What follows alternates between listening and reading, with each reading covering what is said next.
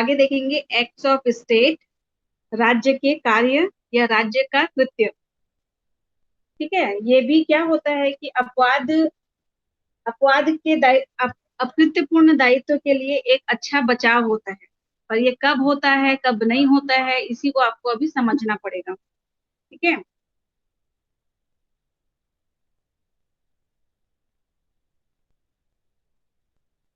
अब पहले ये समझिएगा कि राज्य कृत्य क्या होता है ना। राज्य कृत्य से अभिप्राय ऐसे कृत्य से है जो प्रभुत्ता संपन्न शक्ति का प्रयोग करते हुए किसी विदेशी व्यक्ति के विरुद्ध किया जाता है। ठीक है, तो आप पहले ये बताइए कि हमारा जो भारत देश है वो कैसा देश है। मैम लोकतांत्रिक देश। हाँ, और कैसे बोल सकते हो कि आप वो संप्रभु है। मैम क्योंकि वो आंतरिक और बाह्य रूप से स्वतंत्र है मैम। यस, ठीक है, तो ये इसी का लकी जो देश अपने हर प्रकार के निर्णय के लिए यानी आंतरिक और बाह्य निर्णय के लिए पूर्ण रूप से स्वतंत्र होता है उसे संप्रभु देश कहते हैं, और ऐसी परिस्थिति को संप्रभुता कहते हैं। ठीक, तो यस मैम। ये राज्य के कार्य है ना, ये कैसे कार्य होते हैं, जो शासक या सम्राट अपने विशेषाधिकार के प्रयोग के संबंध में व्यवहार में लाता है। ठीक है, वास्तव में ये संप्रभुता का प्रयोग करते हैं। अब देखिएगा कि पोलक क्या बोलते हैं इसके बारे में, कि यह राजाओं का विदेशी स्वतंत्र राज्यों के शासकों द्वारा किए गए या अपनाए गए कार्य हैं, जिन्हें वे अपनी राजनैतिक और संप्रभुता शक्ति और प्राप्त राजनैतिक सत्ता में अंतर्गत करते हैं। ठीक है, अब पोलक क्या बोलते हैं इनके बारे में। पोलक की परिभाषा के अनुसार में ये है कि पहला तो ये बोलते हैं कि वो किसी विदेशी के विरुद्ध किया गया होना चाहिए। दूसरा बोलते हैं कि शासक की कर्मचारी द्वारा किया जाना चाहिए। और तीसरा बोलते हैं कि राज्य की नीति के आधार पर किया गया कार्य राजा या शासक द्वारा या तो पहले से ही स्वीकृत हो या बाद में स्वीकृत किया गया हो। तो इस परिभाषा में अगर आप देखेंगे तो क्या क्या समझ में आता है कि ये राज्य के द्वारा किया जाना होना चाहिए, है ना, किसी विदेशी शत्रु के द्वारा किया जाना चाहिए। पोलक ने भी यही कहा है और स्टीफेंस ने भी यही कहा है। ठीक है, तो अब आपको समझ में आ गया कि ये क्या होता है, राज्य के कृत्य या कार्य।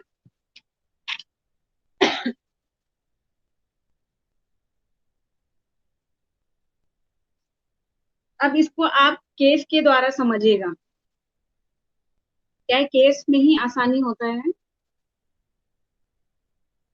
तो इसका जो पहला केस है आपका स्टेट इन काउंसिल वर्सेस कामाची बाई साहिबा, है ना, ये एक ना महत्वपूर्ण मामला है। तो इसमें क्या रहता है, एक ब्रिटिश शासन रहता है और कामचीबाई रहती है। अब ये कौन रहती है उनके बारे में समझिएगा कि ये ये जो मामला है ना वो तंजौर राज्य का रहता है। ठीक है, तो इसमें जो तंजौर का राजा रहता है वो एक स्वतंत्र प्रभुत्ता संपन्न शासक था, यानी कि वो फ्री था, है ना, संप्रभु देश था या राज्य था वो। पर उसकी कोई संतानें नहीं थी, है ना, उसका कोई बेटा बेटा नहीं था या कोई पुत्री नहीं थी या संतानें नहीं थी। तो क्या होता है कि जब उसकी मृत्यु हो जाती है तो ईस्ट इंडिया कंपनी, है ना, ईस्ट इंडिया कंपनी ने उस राज्य को अपना बना लिया, अपने राज्य में मिला लिया और कहा कि ये हमारा राज्य है। ठीक है, तो उनकी जो विधवा रहती है यानी कि ये कौन, कामाची बाई साहिबा, है ना, वो शासक की विधवा रहती है। वो अपने आप को उत्तराधिकारी बताती है, वो बोलती है कि मैं इस राज्य की उत्तराधिकारी हूँ, है ना। तो वो दावा करती है और न्यायालय में जाती है। कहाँ जाती है, मद्रास उच्च न्यायालय, है ना। तो वहां पे कामाची बाई साहिबा के पक्ष में फैसला दिया जाता है। और क्या होता है कि जब ब्रिटिश जो शासन रहता है ना वो इसके निर्णय के विरुद्ध ना प्रिवी काउंसिल में जाता है और प्रिवी काउंसिल में अपील करता है। तो जो प्रिवी काउंसिल रहता है ना वो पुराना जो निर्णय रहता है उसको उलट देता है। और जो निर्णय रहता है वो इस प्रकार का रहता है कि ये जो कृत्य था वो इस पर मतलब जो ये जो कृत्य था उस पर ये लागू नहीं होगा, क्योंकि ये राज्य का कृत्य है ना, और इसमें न्यायालय का हस्तक्षेप उचित नहीं है। ठीक। अब आगे देखिएगा, आपका एक केस है और government girls higher secondary school versus Mahalakshmi का। तो इस मामले में ये होता है कि सरकार द्वारा संचालित बालिका विद्यालय की आया नहीं, है ना, सरकार के द्वारा एक संचालित एक स्कूल रहता है जिसकी एक आया रहती है, वो एक 9वीं कक्षा के छात्र को पानी लाने के लिए भेजती है। तो पानी लाने का काम किसका रहता है, आया का या चपरासी का रहता है, पर वो किससे करवाती है, छात्रा से करवाती है।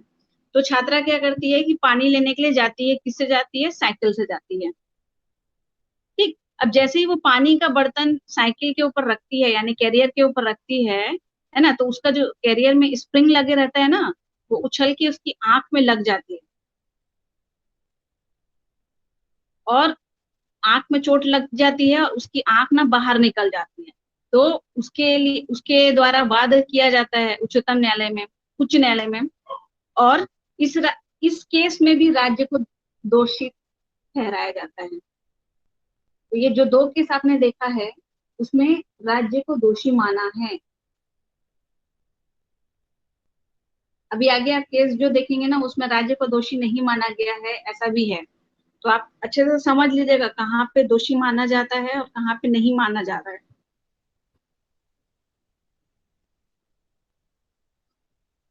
अब आगे देखिएगा, Shyamal versus state of West Bengal का। इस केस में ये हुए रहता है कि एक ईस्टर्न गार्डन रहता है जो कलकत्ता में था, वहां पे क्रिकेट मैच खेला जाना था। और क्रिकेट मैच खेलने के लिए ना भीड़ इकट्ठी होने वाली थी, वो एसोसिएट को पता रहता है, क्रिकेट एसोसिएट को पता रहता है कि यहाँ पे आज भीड़ ज्यादा इकट्ठी होगी। पर वहां पे ऐसा रहता है कि वो समुचित व्यवस्था नहीं किए रहता है भीड़ को कंट्रोल करने के लिए।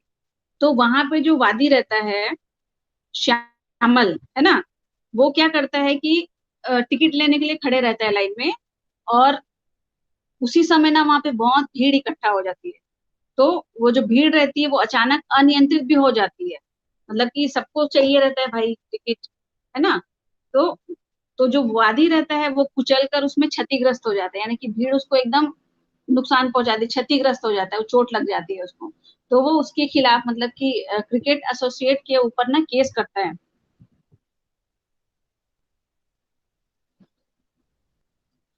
ना। तो क्या होता है कि कलकत्ता उच्च न्यायालय ने क्रिकेट एसोसिएशन के साथ राज्य सरकार को भी दोषी ठहरा दिया, क्योंकि उसकी ओर से सुरक्षा की पर्याप्त व्यवस्था नहीं की गई थी। यानी कि यहाँ पे क्या माना जाता है कि यहाँ पे भी राज्य जो है वो दोषी है। और कौन, क्रिकेट एसोसिएट, है ना, ये दोनों को दोषी माना जाता है यहाँ पे। और सरकार की ओर से संप्रभु शक्ति के प्रयोग का बचाव लिया गया, लेकिन न्यायालय ने इसे नामंजूर कर दिया गया।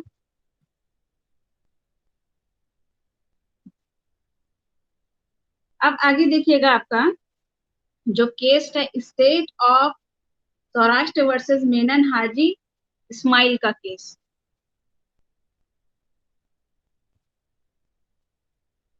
तो इस केस में हो रहता है, ये केस है आपका 1941 का। 1941 में जूनागढ़ के नवाब ने अबू पंच को कुछ संपत्ति दान में दी थी, जो उसने प्रत्यार्थी को 32,000 रुपए में बेच दिया। सन 1947 में भारतीय स्वतंत्रता अधिनियम पारित होने के बाद जूनागढ़ प्रभुता संपन्न हो गया, है ना। तो ये तो आप लोग जानते ही होंगे, 1947 में भारत आजाद हुआ, जो जूनागढ़ राज्य था अलग से, वो भी अलग से एक राज्य मान लिया गया था उस समय। ठीक। जब नवाब का पाकिस्तान गया हुआ था तब उसके राज्य में कुछ उपद्रव हुए। नवाब की समिति की प्रार्थना पर जूनागढ़ का प्रशासन भारत सरकार द्वारा 1947 में ले लिया गया और उस राज्य के लिए भारत सरकार द्वारा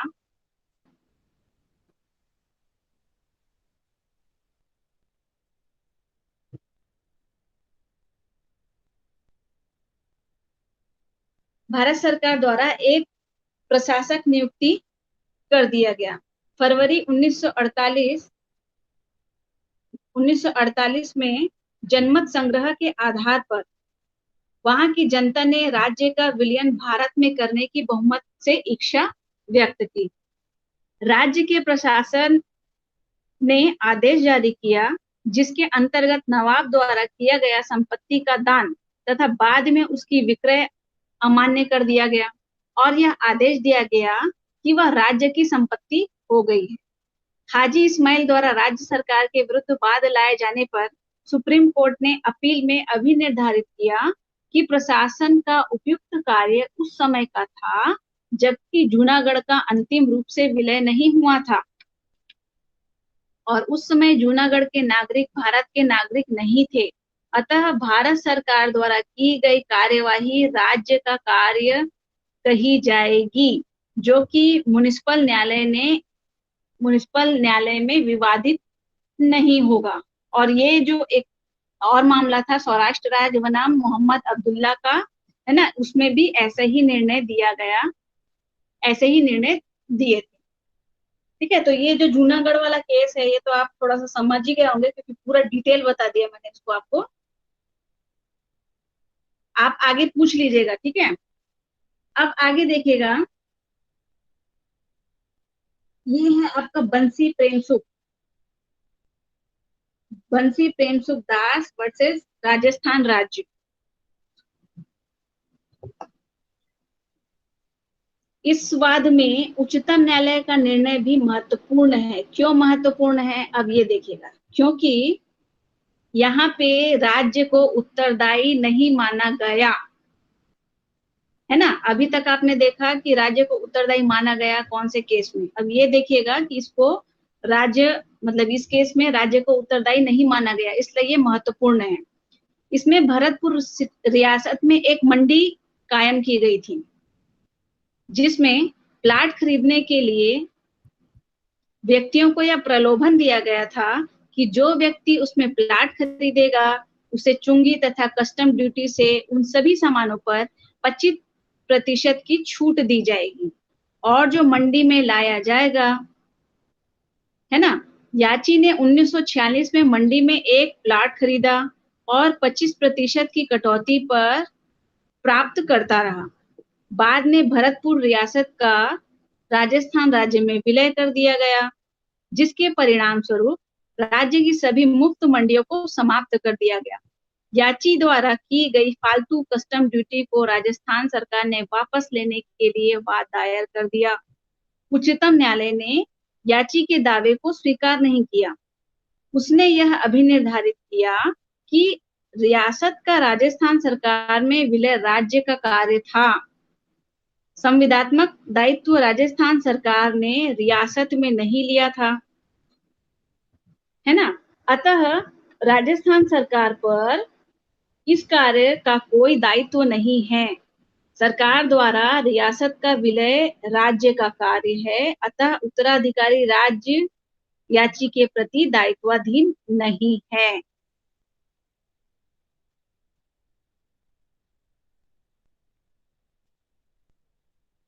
तो यहाँ पे आप देखिएगा, यहाँ पे राज्य को दायी नहीं माना गया।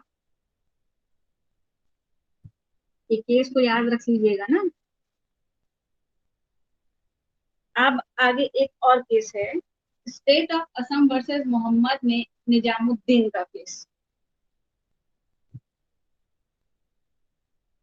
इस केस में क्या हुआ रहता है कि पुलिस के द्वारा अकृत्य हुआ रहता है इसमें, है ना। तो पुलिस अकृत्य के लिए राज्य को दोषी नहीं ठहराया गया था।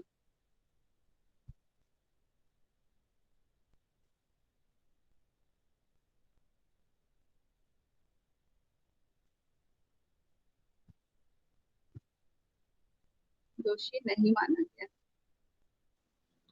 अब देखिए इसमें जो वादी रहता है यानी कि ये, है ना, मोहम्मद निजामुद्दीन, वो कृषि संबंधी बीजों का विक्रेता था लेकिन उसके पास वांछित लाइसेंस नहीं था। पुलिस ने उसकी दुकान से सारे बीज जब्त कर लिए। भंडारण की समुचित व्यवस्था नहीं होने से तथा पुलिस की लापरवाही से बीज खराब हो गए। वादी ने क्षतिपूर्ति का दावा पेश किया। गुवाहाटी उच्च न्यायालय ने राज्य को उत्तरदायी नहीं माना क्योंकि पुलिस द्वारा अपनी संप्रभु शक्ति के अंतर्गत बीजों को कब्जे में लिया गया था।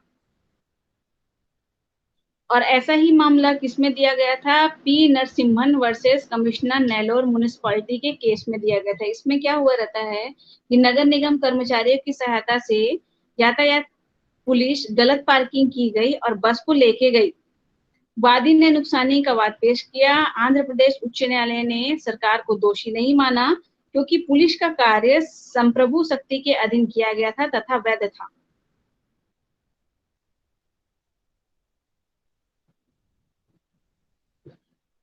ठीक है, तो आज हम यहीं तक पढ़ते हैं। अब आप लोगों को कोई डाउट होगा तो पूछिए।